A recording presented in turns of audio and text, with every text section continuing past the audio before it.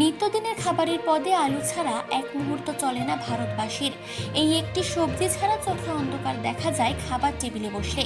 আলু ছাড়া জীবনটাই বৃথা, অন্তত এমনটাই মনে করেন আসমুদ্র হিমাচলের বাসিন্দারা।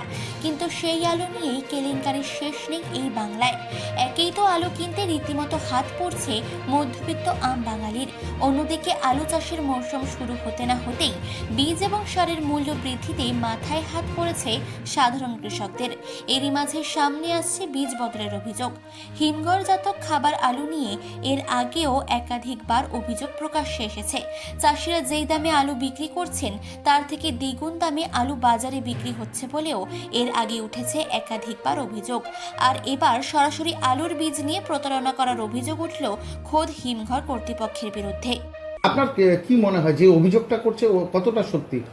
উনি যে অভিযোগ করেছে, উনি অভিযোগটা একদম ভিত্তিহীন অভিযোগ আছে। আমরা উনাকে 52 প্যাকেট মাল ছিল, আমার ম্যানেজার উনাকে মালটা নামে, মালটা প্রত্যেকটা বড়া মার্কিং মালটা দেখাইছে, উনাকে বলেছে যে আপনারই মাল।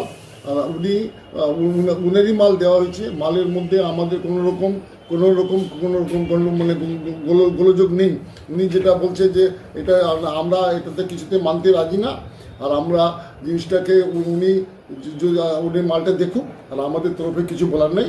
আমাদের যা মাল আছে, আমরা যে মাল উনি ঢুকেছে সেই মালই আমরা ওনাকে দিয়েছি। এটাই আমার বক্তব্য, এর বাইরে আর আমি কিছু বলবো না। হিমঘরে মজুত রাখা বীজ বদল করে নিম্নমানের বীজ দেওয়ার অভিযোগ উঠল জলপাইগুড়ির এক হিমঘর কর্তৃপক্ষের বিরুদ্ধে। আর এই খবর সামনে আসতেই রীতিমতো চিন্তায় মাথায় হাত কৃষকদের, যদিও এইসব অভিযোগ নস্যাৎ করে দিয়েছেন হিমঘরের মালিক।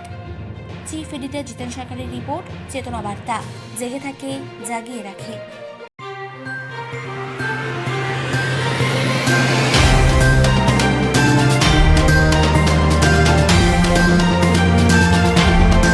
চেতনা বার্তা, জেগে থাকে, জাগিয়ে রাখে।